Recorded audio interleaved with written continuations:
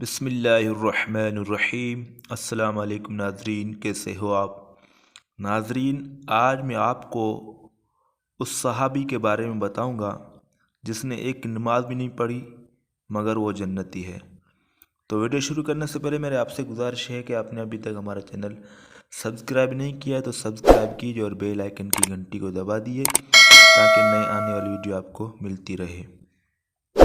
عمرو بن ثابت، جو اسیریم کے لقب سے مشہور تھے، ہمیشہ اسلام سے منحرف رہے۔ جب احد کا دن ہوا تو اسلام دل میں اتر آیا اور تلوار لے کر میدان میں پہنچے اور کافروں سے خوب قتال کیا، یہاں تک کہ زخمی ہو کر گر پڑے۔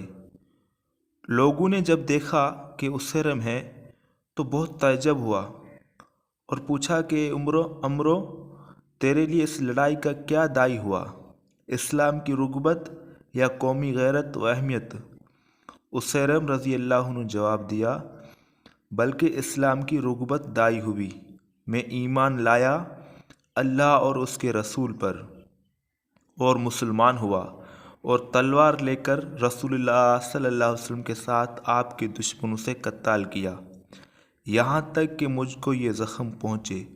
یہ کلام ختم کیا اور خود بھی ختم ہو گئے رضی اللہ عنہ۔ بلا شبہ وہ اہل جنت ہیں۔